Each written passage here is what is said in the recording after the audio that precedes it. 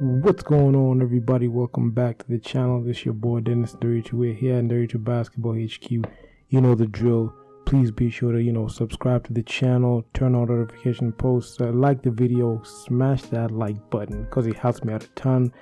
And comment what you think in the comment section throughout the video, and watch the video to the end. So without further ado, let's just get into it. So 11 important rules that changed NBA basketball forever: banning hand checking, allowing zone defense after banning it. So this is another article by Fadeaway Wall. Fadeaway Wall just comes up with clutch articles. I just suggest you guys make sure to check out these articles. The link will be in the description. So the NBA always goes through changes in every generation, whether it's the type of players coming into the league or the change of the commissioner's direction. More specifically, changes happen around the NBA because the rules tend to change without time to minimize the impact of extremely dominant players or encourage greater audience viewership. So the NBA keeps on changing its rules just to modify the game based on the way the game is headed. So we have seen the effect of some strict rule changes that have likely changed the NBA for the foreseeable future. So here are some 11 most important rule changes that alter the NBA's landscape at their respective moments in time. Early on, dominant big men were finding it easy to play the game, and the rules began to minimize their impact. Later, skilled guards followed. For skilled guards and forwards were allowed to express themselves to bring their offense to the limelight. So yeah. These days, the game is mainly offensive driven.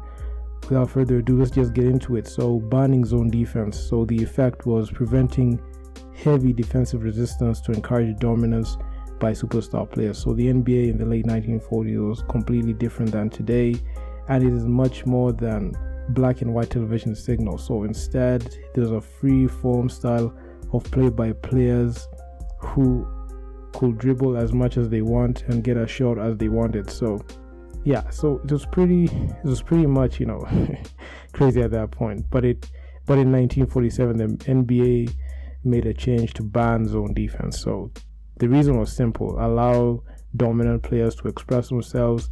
The likes of Neil Johnson, Dolph Stace, Paul Arizin, and Bob Pettit all took advantage and began dominating the era until another rule change began to minimize their impact. So the league realized that this was not as simple just as a ban of a defensive scheme, and implemented a way to increase the size of the lane. So that in 1940s. I mean, free the players were just free. They're just dribbling the ball. I mean, it was just crazy.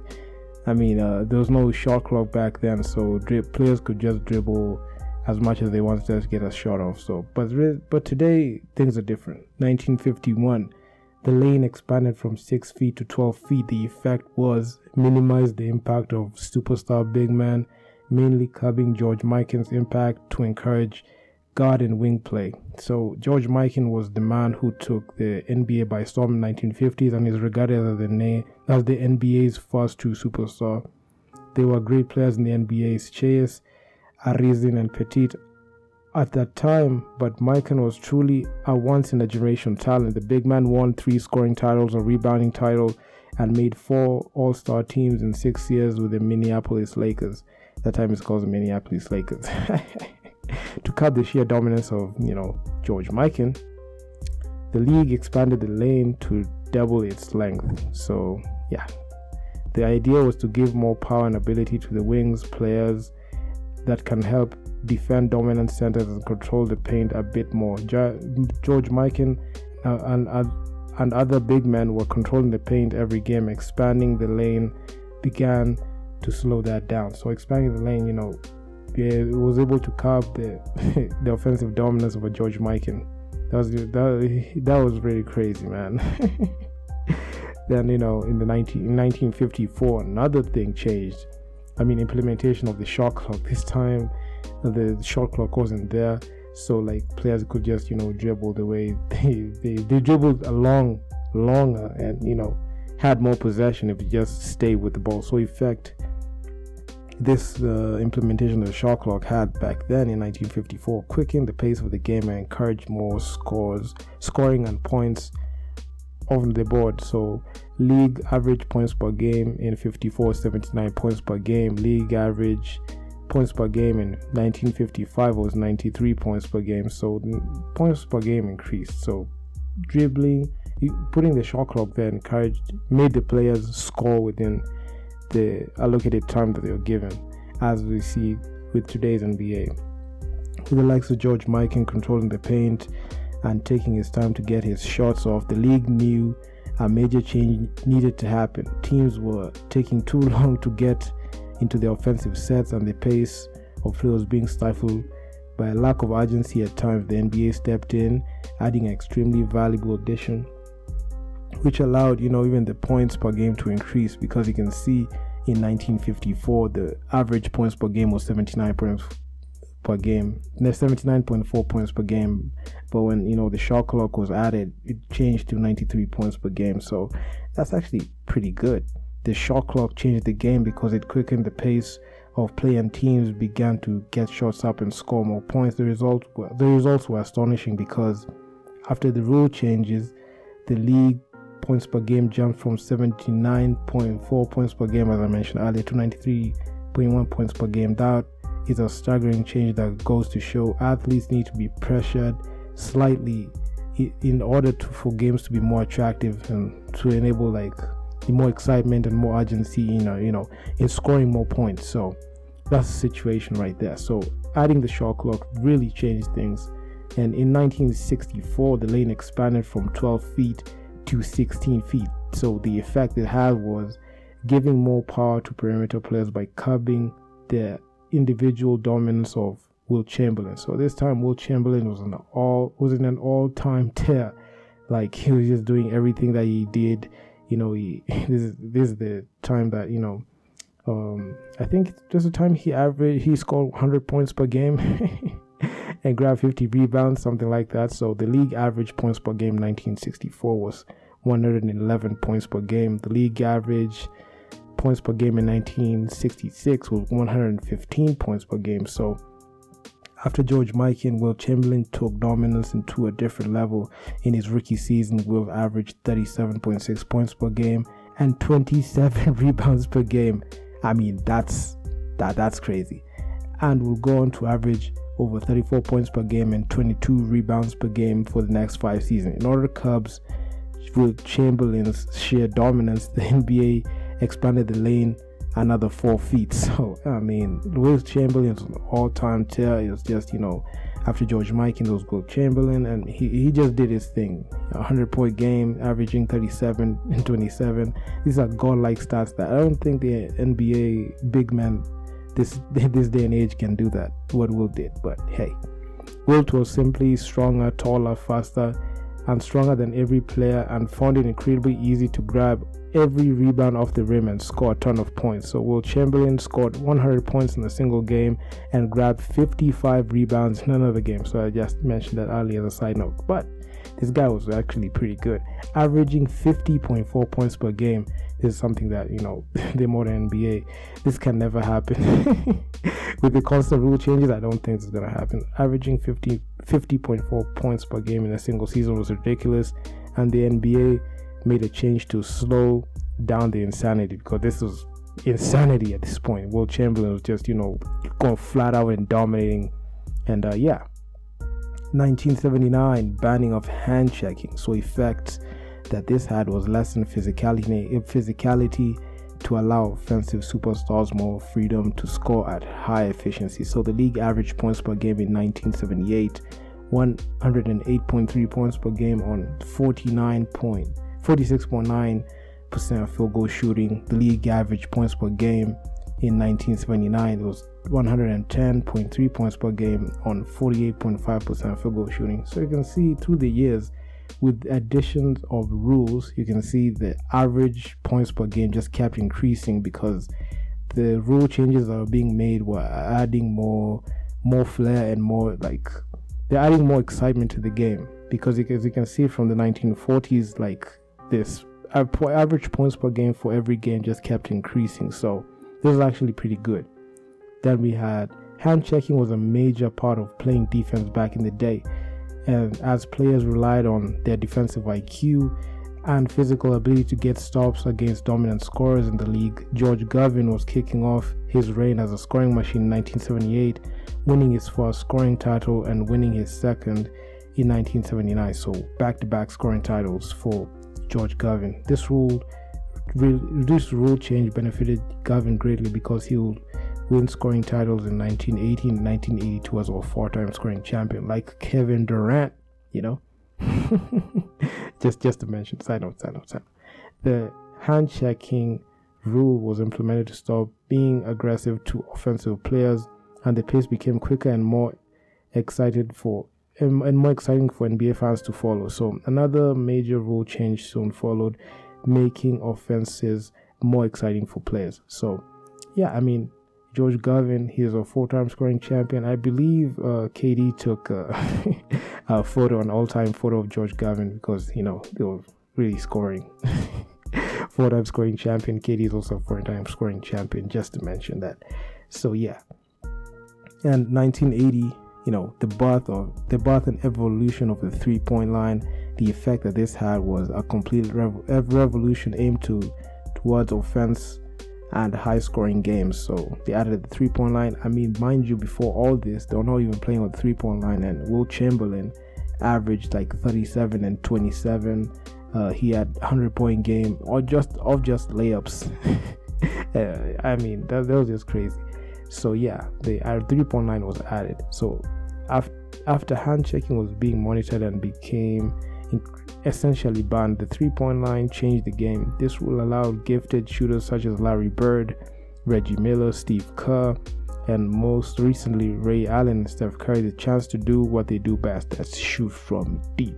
I mean, the goal of the NBA was simple: to encourage more offense and quicken the game to suit some all-time great players playing at that era. Without this rule change, we will probably have never seen a Steph Curry take the NBA to another level, and high-octane offense will have never existed. So you can see, like, guys, after adding the three-point line, changing everything, you can see guys just willingly shooting from deep, just making sure that they can get the shot off and making sure that they can increase the limited range and not go to the paint and finish the layups all the time. So yeah, it is what it is. I mean, Reggie Miller, I know him from hitting those threes. Back in the day we had Ray Allen, and right now it's Stephen Curry, and it just keeps on getting better every single day. So, and with that being said, man, I mean, Stephen Curry is just, he's the all-time leader in three-pointers, and this actually aged well. The NBA just did something great here. In 1991, implementing a flagrant foul rule. So the effect was focusing more on maintaining a player's safety and punishing excess physicality in favor of offensive players. So you can see there's a situation where when a guy is going for a layup, he just gets beat down. The offensive player wasn't getting protected as much because it was either he makes that shot or he goes to the gets fouled hard. So the NBA just clamped on these hard fouls and introduced the flagrant rule, and you can see the effect that this had on players like a Michael Jordan when he matched up with the Bad Boy Pistons back in the day. I mean, you saw this it was very much evident in The Last Dance. You could see a situation where Michael Jordan, when he was getting into his layup, he would just get smacked in the face, he just get smacked in his hands, and Scottie Pippen, he tried to do that, and I mean, it was just hectic back in the day. So players were beating up each other in the 1980s, so the league had to step in to control the amount of physicality in the game. After all, while basketball is a physical game, there's a lot of finesse about it, and that's what the NBA wanted to maintain, because this isn't wrestling, this is basketball. Anyone looking to enjoy raw physicality should probably take up watching the NFL or National Rugby League, rightfully so. With a flagrant foul rule in place, defensive player, hint Bill Laimbeer, will no longer have the freedom to hack players driving into the basket anymore, and also Dennis Rodman when he was the Bad Boy Pistons, and also Isaiah Thomas and all the bad boy Pistons guys. Rather, there were rules in place to start protecting players from excessive force and encourage more beauty in the game. The 90s began implementing a ton of rule changes, and decreased physicality was certainly one of them. So there was a decreased physicality in that, and that actually made the offensive player, be able to, get in his shot and protected the offensive player. So yeah, that's actually a pretty good rule in putting the flagrant foul. In 1995, enforcing hand-checking rules and bringing the three-point line closer. So the effect that this had was improving three-point efficiency and once again encouraging offensive players to score from the perimeter. So the league average three-point percentage in 1994 was 33.6. The league average three-point percentage in 1995, right, that was 35.9. So you can see a steady increase in three-point percentage when the line was brought closer. So hand checking was banned in 1979, but it was greatly enforced in 1995. Once again, the NBA wanted more offense because there was some incredible offensive players at the time. Michael Jordan was dominating the league and bringing viewers from all over the world. So removing the punishment we took was key to getting more points on the board. So yeah, the NBA just came up clutch with that rule change. The same treatment was bestowed on the great offensive players, but the three-point line started becoming more prominent as well. The arc was shortened, allowed guys to like Reggie Miller a chance to dominate the game, as slender athletes with a shooter's gift were able to, let it fly from deep. Let it fly from deep. Guys started shooting better, and the NBA started becoming more attractive to watch. This made basketball more interesting, more it was just more exciting to watch guys, shooting from deep. In 2002, legalizing the zone defense, which was, made illegal back then. So the effect this had was original aim was to improve passing and ball movement, but the underlying aim was to slow down the physical dominance of a Shaquille O'Neal. Shaquille O'Neal was an all-time tear at that time. In the early 2002, Shaquille O'Neal was simply destroying the league. The big man was putting up monster double-doubles every night, and for the first time since Will Chamberlain, there was a center who was just unfathomably dominant on a physical level. No player could match with Shaquille O'Neal's sheer size, and changes were needed to curb the dominance of one single man, because you could see Shaquille O'Neal was just more physically imposing. He was just doing his thing, and no guy had an answer for that. Teams right now are switching 1 to 5. Right back then, they couldn't switch 1 to 5 because you couldn't switch up on a guy like Shaq, because he would just get dominated. While the league implemented zone defenses again to encourage ball movement and passing, the underlying reason was to slow down Shaq's physical dominance. Zone defense gave teams chances to slow down Shaquille O'Neal and other big men, while also encourage high IQ plays at the expense of pace and scoring. So yeah, that's your answer. Shaquille O'Neal just dominating, and this rule change just made the difference through the years.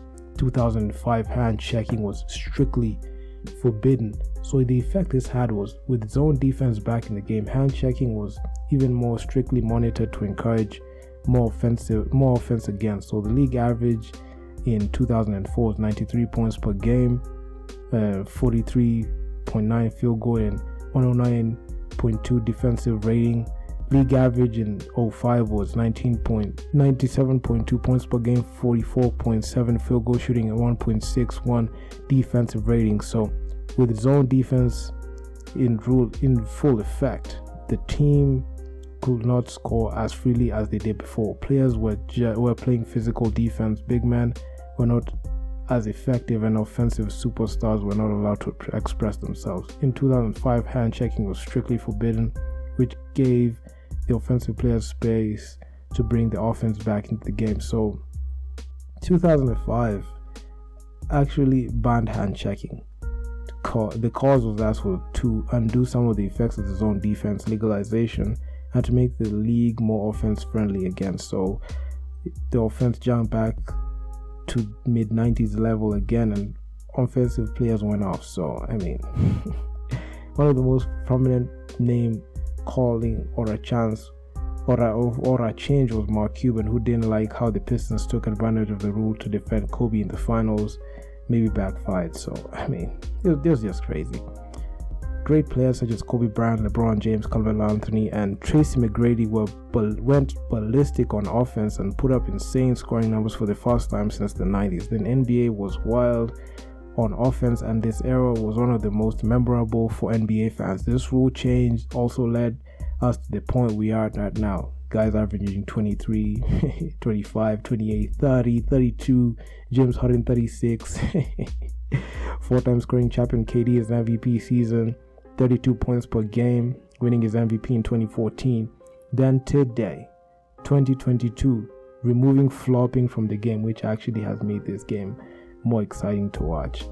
The effect this had was relaxed rules began encouraging flopping or cheap fouls, so fouls will not be called as much leading into the 2022 NBA season. So actually it was pretty good, with hand checking out of the game and smaller rules implemented to favor the offensive players. Rise of spacing and three-point shooting completely changed the NBA. Stephen Curry was mainly responsible because his shooting was destroying teams who were not prepared for a player taking over 10 threes a game. Klay Thompson was another innovator, and the presence of Kevin Durant made the NBA a shooters league. But there was one problem: referees were falling for players flopping, especially on jump shots. Trae Young, James Harden, these guys were actually struggling to get points at the start of the 2021-2022 season.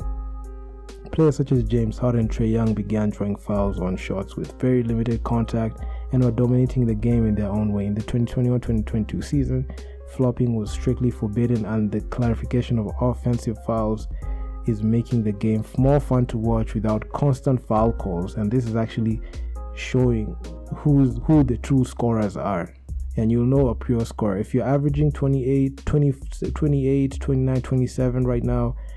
You know how to run you're a pure scorer. KD, Stephen Curry, LeBron James, those guys know how to score.